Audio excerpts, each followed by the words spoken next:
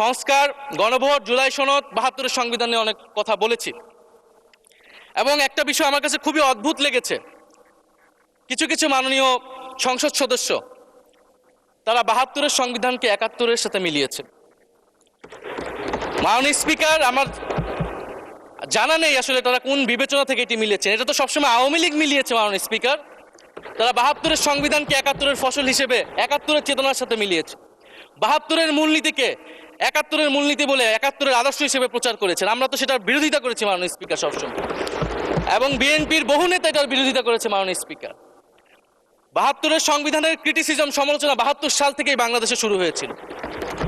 গত ১৬ বছর এই সমালোচনা তৈরি হয়েছিল। ৭২-এর সংবিধানের সমালোচনা মোটা দাগে তিনটি।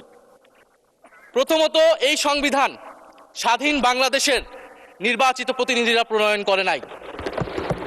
আমি সরকারি দলের মাননীয় সংসদ সদস্য ব্যারিস্টার নওশাদ জমির সাহেবের সাথে, ওনার সাথে আমি সহমত পোষণ করে বলতে চাই, একটা স্বাধীন দেশের শাসনতন্ত্র রচনা করার অধিকার, সুযোগ সেই দেশের নির্বাচিত প্রতিনিধিদের হওয়া উচিত।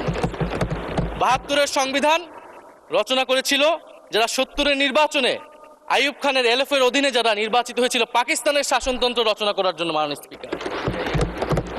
দ্বিতীয়ত, এই ৭২-এর সংবিধান ইনহেরেন্টলি এটা একটা আনডেমোক্রেটিক কনস্টিটিউশন।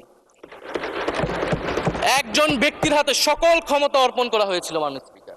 সেই সময় শেখ মুজিবকে সামনে রেখে এই সংবিধান তৈরি করা হয়েছিল। একজন ব্যক্তির হাতে সংসদের ক্ষমতা, নির্বাহী বিভাগের ক্ষমতা, এমনকি বিচার বিভাগের ক্ষমতাও নানা কায়দা করে তার হাতে তুলে দেওয়া হয়েছিল মাননীয় স্পিকার।